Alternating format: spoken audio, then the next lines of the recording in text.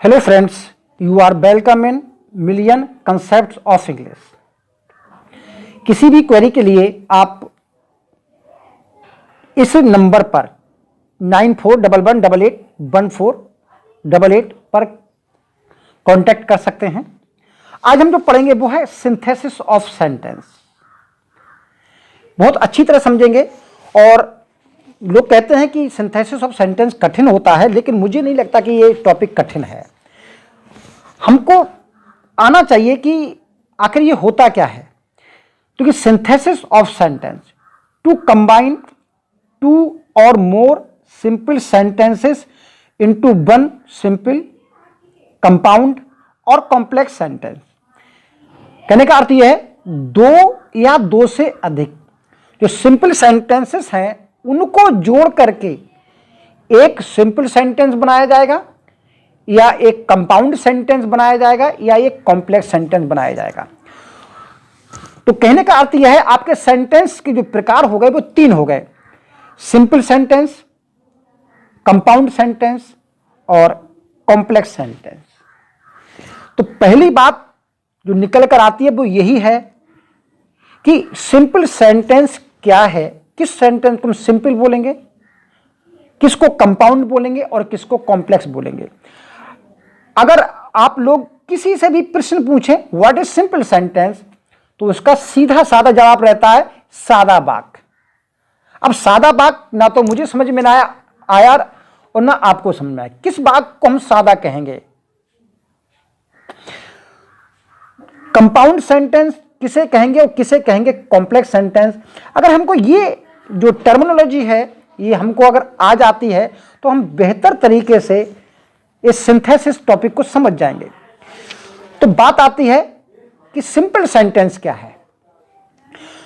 A simple sentence is one which has one subject and one predicate, जिसमें एक subject होता है और एक प्रेडिकेट होता है। तो पहले आपको सब्जेक्ट और प्रेडिकेट समझना होगा। चलिए इसको भी मत समझिए क्या वो सब्जेक्ट होता है क्या प्रेडिकेट होता है। एक बहुत ही सिंपल समझ लीजिए, a simple sentence is one which has only one finite verb, जिसमें केवल एक फिनिट वर्ब होती है। अब आपसे कोई भी पूछे कि व्हाट इज सिंपल सेंटेंस, तो आप सीधे कह दीजिए a simple sentence is one which has only one finite verb, यानी केवल एक फिनिट वर्ब जिसमें होती है उसे हम सिंपल सेंटेंस कहेंगे। किसी से भी कह देना वो समझ जाएगा। अब बात आती है व्हाट इज फिनिट वर्ब, किसे हम फिनिट वर्ब कहेंगे। तो हम इसके लिए जो एग्जाम्पल्स दिए हैं चार, इनकी वर्ब्स को देखेंगे। ही प्लेज हॉकी, यहां प्लेज वर्ब है।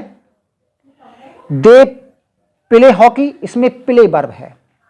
अगर हम यहां कहें आई प्ले हॉकी,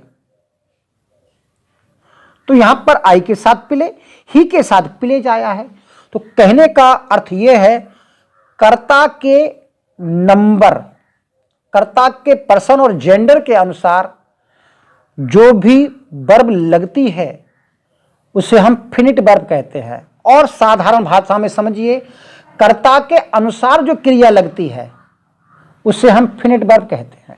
हम ही के साथ प्लेज लगाया है, ही के साथ प्ले नहीं कर सकते, और आई के साथ हम प्लेज जो है वो नहीं कर सकते। तो ये कर्ता के अनुसार जो क्रिया लगती है उस क्रिया को हम फिनिट वर्ब बोलेंगे। तो जिस सेंटेंस में केवल और केवल एक ही फिनिट वर्ब होती है उसे हम सिंपल सेंटेंस बोलते हैं। तो I am going to Agra, they are going to Agra. अगर लेकिन हम कहें he am going to Agra, तो ये सेंटेंस आपने बिल्कुल गलत कर दिया। तो यह कहने का मतलब है यहां आई के साथ एम होना चाहिए था और ही के साथ इज होगा। तो कहने का अर्थ है कर्ता के अनुसार जो क्रिया लग रही है और उससे प्रभावित हो रही है उसे हम सिंपल सेंटेंस बोलते हैं। तो इसका साधारण एक ही रूल है, जैसा कर्ता वैसी क्रिया, एक वचन कर्ता एक वचन क्रिया, बहुवचन कर्ता बहुवचन क्रिया, इस रूल को फॉलो कीजिए और ऐसी ही एक क्रिया होती है, केवल और केवल एक फिनिट वर्ब होती है, उसे हम सिंपल सेंटेंस कहेंगे। अब बात आती है व्हाट इज कंपाउंड सेंटेंस। तो नेचुरल है कि कंपाउंड सेंटेंस है तो एक वर्ब तो नहीं होगी, अगर एक ही फिनिट वर्ब है तो वो सेंटेंस सिंपल होगा। अब एक से अधिक फिनिट वर्ब है तो वो या तो कंपाउंड होगा या आपका क्या होगा, कॉम्प्लेक्स। तो कंपाउंड में भी टू एंड मोर वर्ब हो सकती हैं और आपके कॉम्प्लेक्स में भी टू एंड मोर वर्ब हो सकती हैं। इन दोनों सेंटेंस में, कंपाउंड और कॉम्प्लेक्स में, दो से ज्यादा वर्ब होंगी। दो तो होंगी क्योंकि अगर एक फिनिट वर्ब होगी तो वो सिंपल कहलाएगा।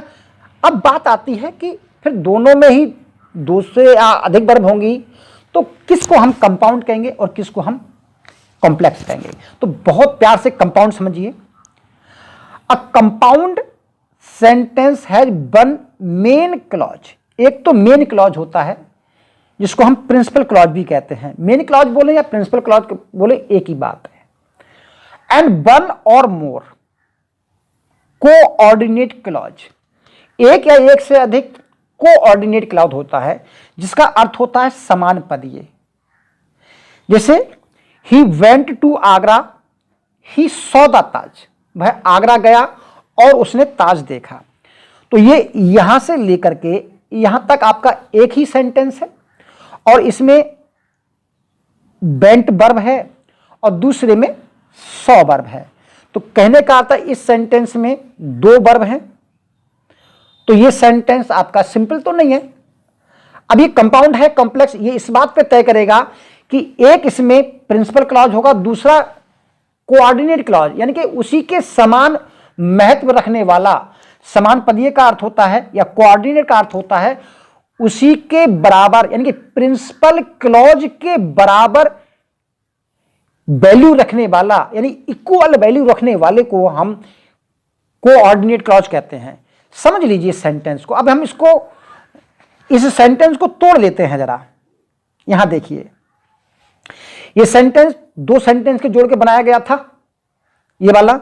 तो ही वेंट टू आगरा और ही सॉ द ताज, दोनों ही अपने आप में वैल्यू रखते हैं, कोई किसी पर आश्रित नहीं है, अपने आप में वैल्यू रख रहे हैं। तो अपने आप में वैल्यू रखने के कारण इसकी भी इतनी वैल्यू है, इसकी भी इतनी वैल्यू है। तो ऐसे सेंटेंस को जोड़ करके जो बना सेंटेंस है वो कंपाउंड है। और कंपाउंड सेंटेंस कोऑर्डिनेट कंजक्शन के द्वारा बनाया जाता है। वो जब हम तब सीखेंगे जब हम कंपाउंड सेंटेंस को सीखेंगे कि हमारे कोऑर्डिनेट कंजक्शन चार प्रकार के होते हैं, वो कौन कौन से होते हैं बाद में सीखेंगे। अब बात आती है कॉम्प्लेक्स सेंटेंस की। अब कॉम्प्लेक्स सेंटेंस में क्या है, a complex sentence has one principal clause, जिसको मेन क्लॉज कहते ही हैं, एंड वन और मोर सबऑर्डिनेट क्लॉजेस। एक या एक से अधिक सबऑर्डिनेट क्लॉजेस होते हैं। देखिए सबऑर्डिनेट क्लॉजेस को हम बोलते हैं आश्रित। क्या बोलते हैं, आश्रित। क्योंकि आश्रित क्लॉज वो होते हैं, आश्रित उपवाक्य वो होते हैं जो अपने अर्थ को पूरा करने के लिए मेन क्लॉज पर डिपेंड करते हैं। अगर हम इस सेंटेंस को देखें, ये दो सेंटेंस है हमारे, the rain will fall today, it is evident. अब वो बात आती है रेन विल फॉल टूडे, वर्षा, आज वर्षा होगी। तो नेचुरल है कि इस सेंटेंस में अपने आप में फुल अर्थ निकल रहा है, इसके लिए ये इस पर आश्रित नहीं है। अब दूसरे को सेंटेंस देखिए, इट इज एविडेंट, ये निश्चित है, ये स्पष्ट है। तो आप सोचिए कौन सी चीज स्पष्ट है, ये बात अधूरा लग रहा है। इट इज एविडेंट, ये स्पष्ट है। क्या चीज स्पष्ट है, इसके अर्थ को पूरा करने के लिए ये इस मेन सेंटेंस पर बेस्ड है। तो ऐसे सेंटेंस को जोड़ करके हम जोड़ेंगे तो जो जुड़ने वाला क्लॉज होगा वो आपका सबऑर्डिनेट क्लॉज होगा। That the rain will fall today is evident. तो ये जो सेंटेंस बना ये आपका कॉम्प्लेक्स सेंटेंस बना। अब कॉम्प्लेक्स सेंटेंस में ये नाउन क्लॉज है, ये सेंटेंस जो है ये नाउन क्लॉज है। अच्छा, हम बहुत देर से बात कर रहे हैं, अभी क्लॉज नहीं बताया आपको। देखिए, क्लॉज एक सेंटेंस का भाग होता है। क्लॉज एक सेंटेंस का भाग होता है जो अपने आप में खुद सेंटेंस की गुण रखता है, यानी कि अपने आप में एक वर्ब रखता है, यानी कि एक सब्जेक्ट और प्रेडिकेट रखता है, या एक फिनिट वर्ब रखता है। देखिए, that the rain will fall today, ये इस मेन सेंटेंस का हिस्सा है। तो ये जो क्लॉज है बना, ये आपका सबऑर्डिनेट क्लॉज बना।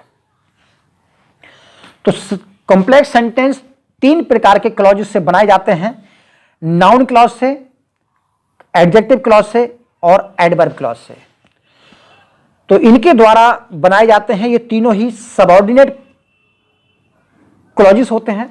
ये कैसे काम करते हैं इसको हम विस्तार से बाद में पढ़ेंगे, फिलहाल इनके एग्जाम्पल्स देख लेते हैं। जैसे I fear that I shall fail, मुझे डर है कि मैं फेल हो जाऊंगा।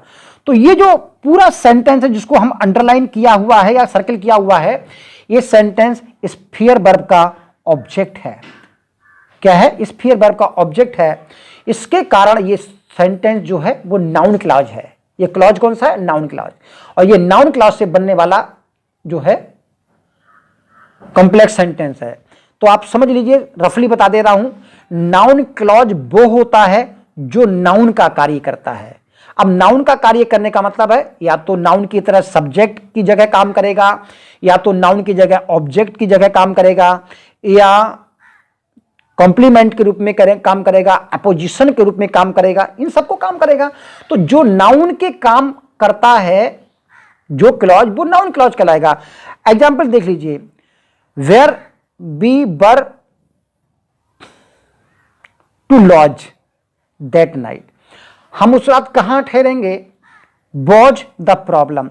तो इस वॉज वर्ब का ये पूरा सेंटेंस जो है ये आपका सब्जेक्ट है, यानी कि ये क्लॉज जो है पूरा सब्जेक्ट का काम कर रहा है और अपने आप में क्लॉज है।